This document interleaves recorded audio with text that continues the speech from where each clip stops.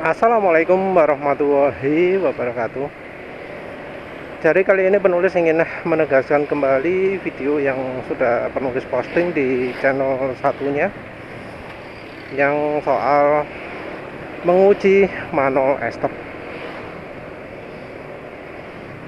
Jadi penulis rencananya kalau yang channel kupas otomotif adalah untuk terutama postingnya eksperimen ya, yang di sini yang selain otomotif dan ya membahas secara keseluruhan ya, rangkuman istilahnya.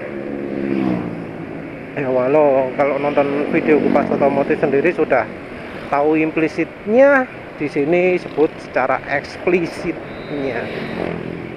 Jadi penulis sangat kecewa sekali ya dengan hasil uji coba manual ester ya. Karena ya manual ester itu aditif yang banyak sekali direkomendasikan. Juga penulis dulu ngomong kalau alternatifnya minyak goreng itu manual ester. Tapi ternyata manual ester gak kayak esternya oli ya. Penulis sudah coba cukup banyak lah ya oli yang mengandung ester. Ada ravenol ester, ada extend, ada FK, PAU, ester, apa mana? Boh lali, yang Delvac mestinya ada esternya juga, Delvac One. Tapi yang jelas dari oli ester yang pernah penulis coba, itu belas nggak ada kemiripan dengan manual ester. Jadi manual ester itu nggak ada mirip-miripnya dengan oli ester yang penulis coba. Jadi oli ester itu punya kesamaan, yaitu suara mesin halus. Jadi oli ester itu cirinya adalah RPM rendahnya halus. Penulis juga pernah coba oli yang katanya pabriknya itu adalah oli yang full ester ya, 100% ester, redline ya, oli redline. Itu karakteristik olinya halus, RPM rendahnya halus banget. Pakai extend juga sama, halus banget RPM rendahnya.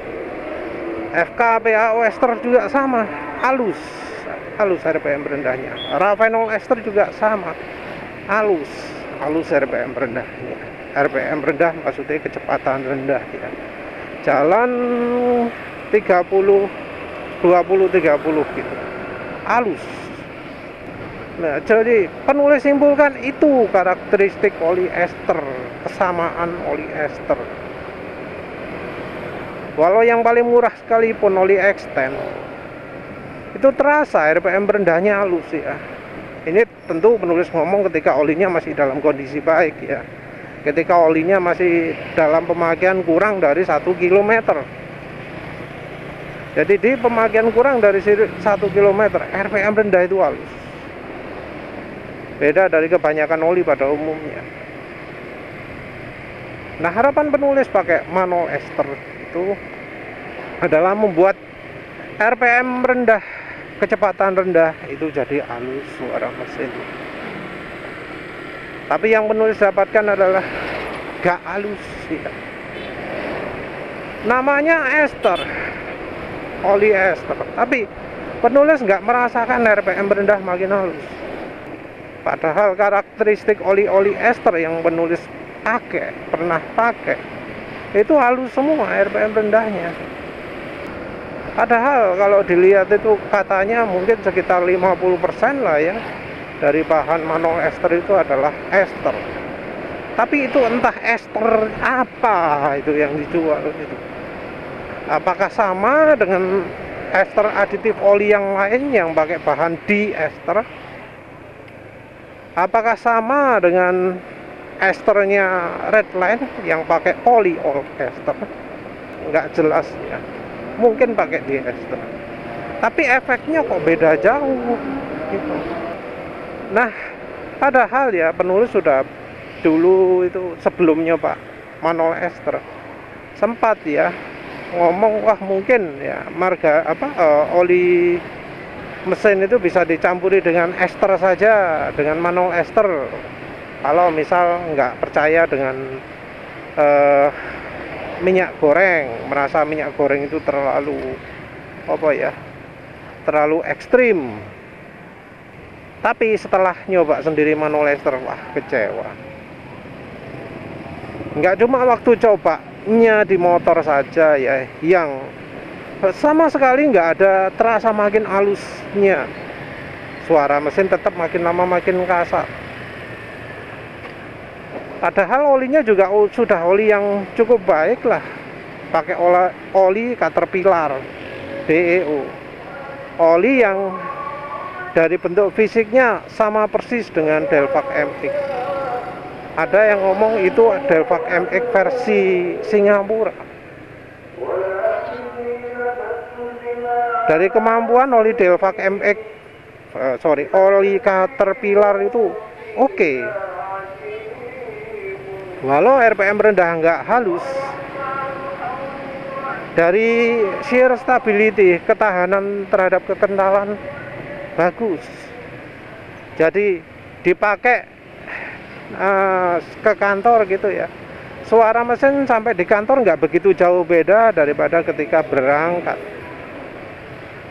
Jadi kekentalannya nggak berubah, nggak turun drastis. Kelemahannya cuma RPM rendah, kecepatan rendah, kasar. Tapi itu sudah termasuk wajar untuk oli-oli modern yang bahan olinya adalah hydrotreated atau hydrocrack. Jadi sudah termasuk normal lah. Nah, penulis inginnya bisa makin halus. Faktanya gak kerasa apa-apa ya. Suara mesin gak makin halus. Terus ya wes gak ono makin licinnya pun tidak ya. Malah justru di 20 km perjalanan yang terjadi bukan makin licin tapi makin gak licin. Makin gak licin ditandai apa? RPM mesin itu ya, begitu dilepas gas langsung turun, kayak kena rem mesin itu. Padahal sebelumnya mesin gini ya, digas, dilepas gas, RPM-nya masih gantung, masih gitu, nggak langsung turun. Tapi setelah pakai manual ester malah makin turun. Dan itu dari hasil uji cobanya, dari hasil uji coba di motor. Dan yang bikin ngeri lagi adalah dari hasil uji panggang oli. Bahan olinya sangat jauh lebih cepat rusak, bahkan dibanding oli ENEOS molybdenum yang menurut penulis bahan olinya itu termasuk yang paling cepat rusak.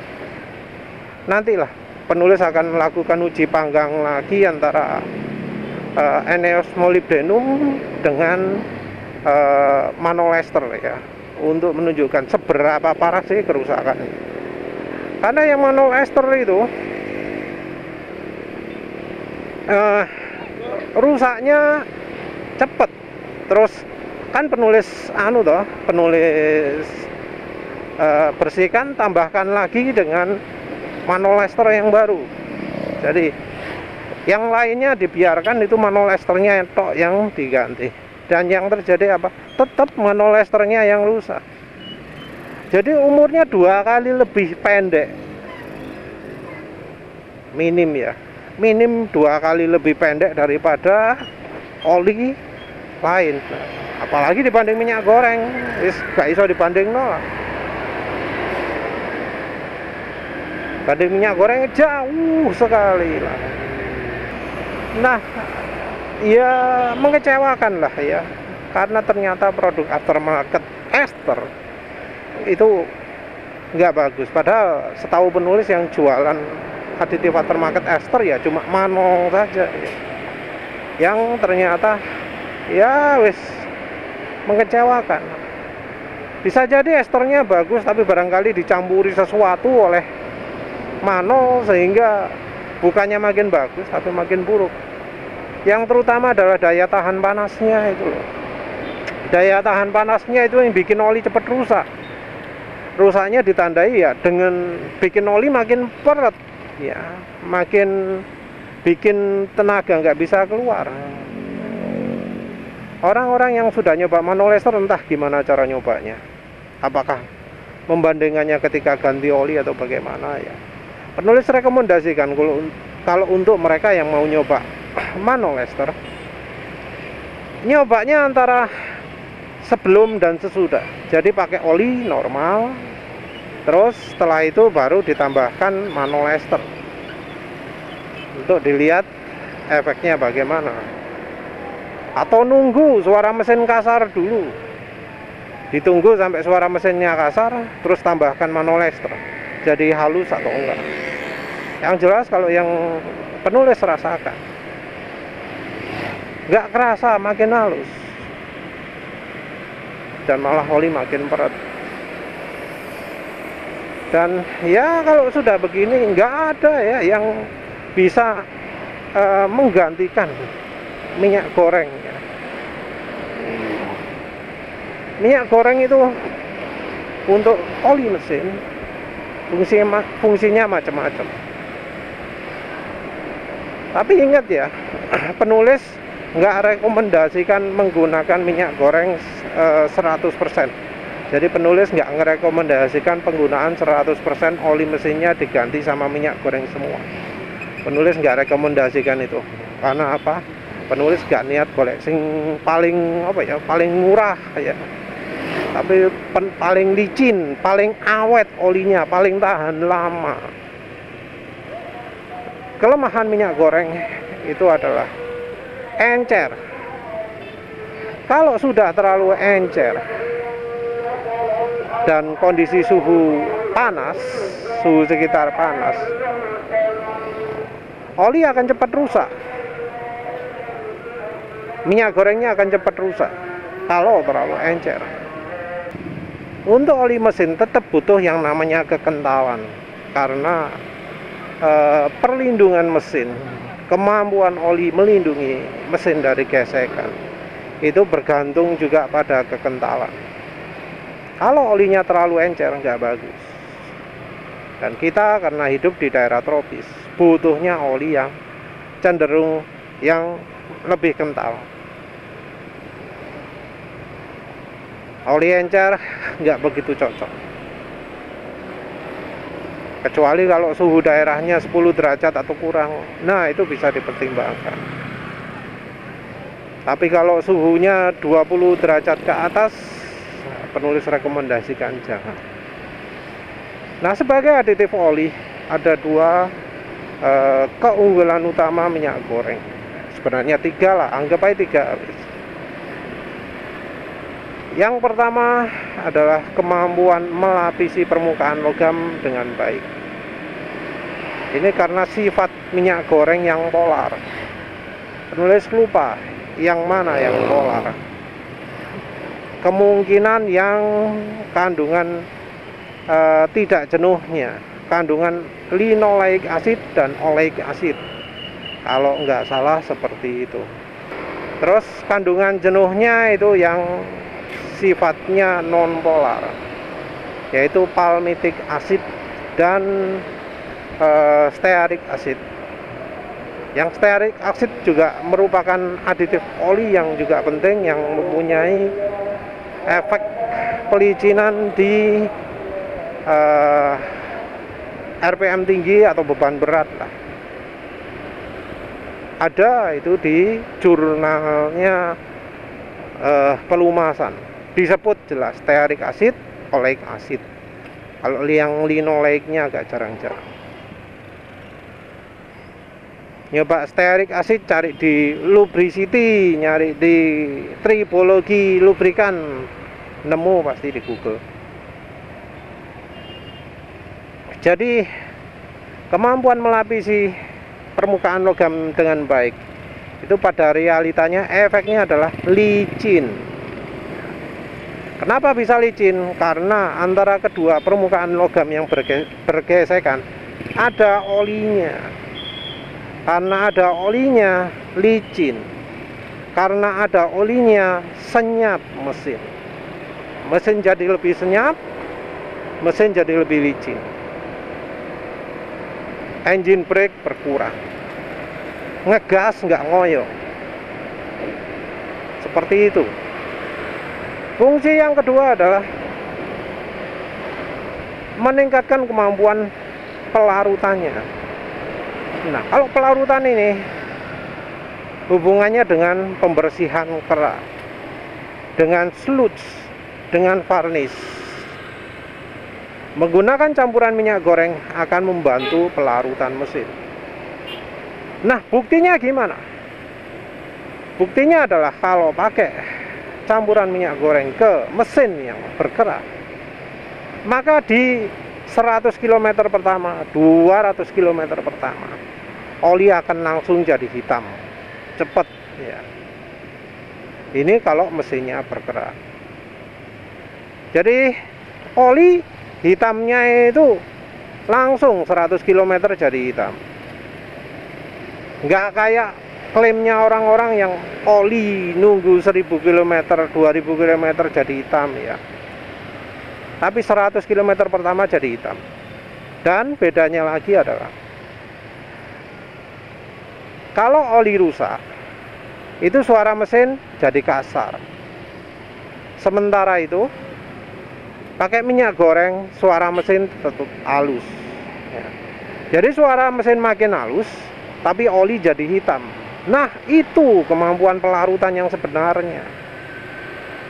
Karena di dunia pelumasan itu sifat pelarutan itu sinonim apa? Segrup dengan sifat makin licin. Jadi kemampuan pelicinan itu akan bersamaan munculnya dengan kemampuan pelarutan. Nah, yang ketiga adalah pakai minyak goreng membuat daya tahan oli meningkat.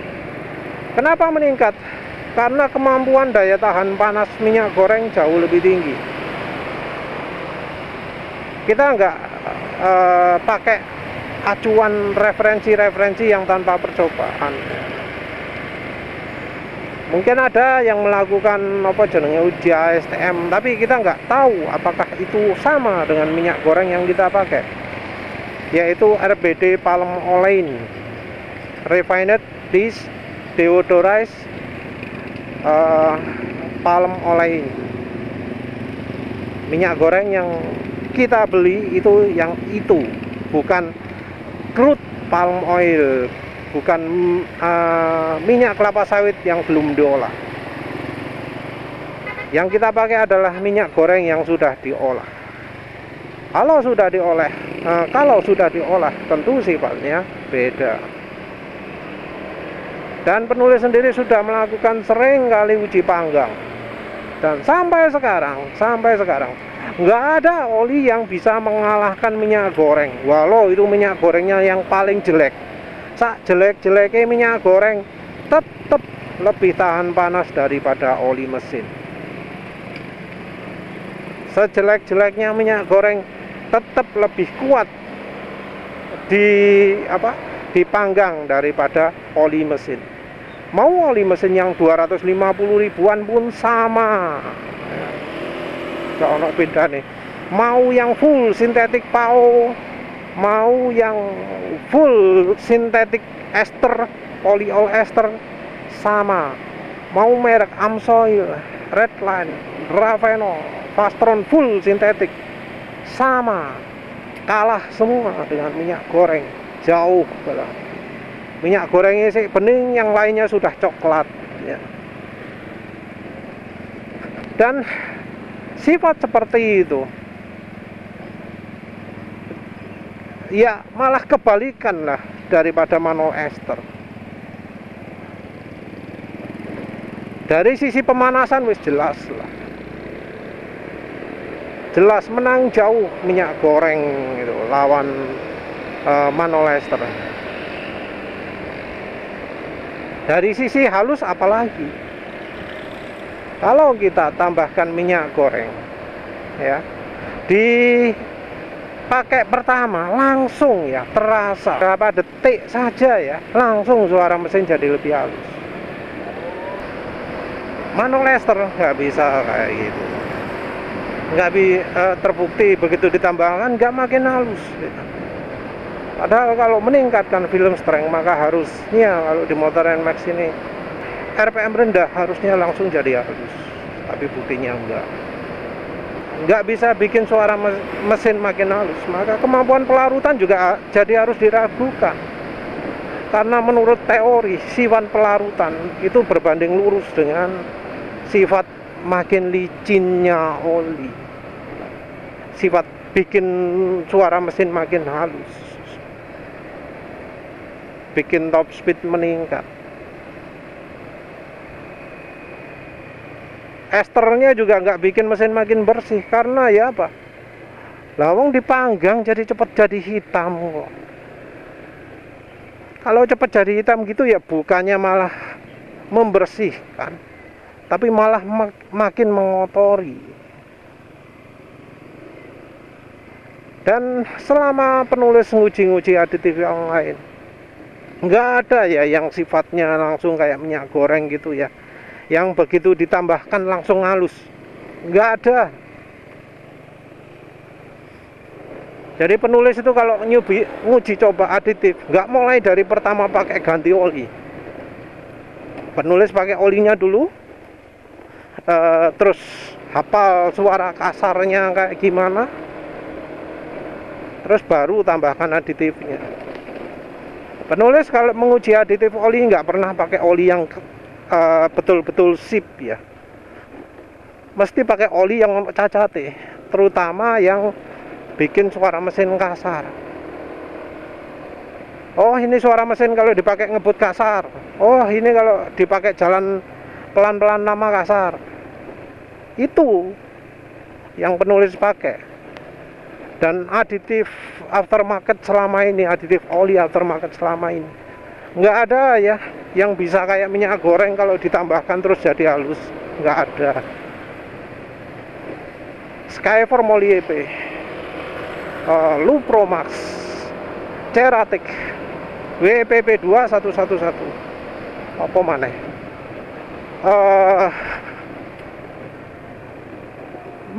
Rasanya itulah itu bisa jadi perwakilan lah, perwakilan aditif-aditif di pasaran. Oh ya, Nano Energizer nggak bisa langsung halus, butuh, ada yang butuh digeber dulu baru jadi halus. Nggak ada yang di RPM rendah itu jadi halus. Ada juga yang ya memang digeber jadi halus, tapi efeknya cuma sekali jalan, setelah 10 km efek hilang. Wah, jadi faktanya nggak ada ya yang bisa menyamai kemampuan minyak goreng. Wes, itu saja. Terima kasih udah menonton. Assalamualaikum warahmatullahi wabarakatuh.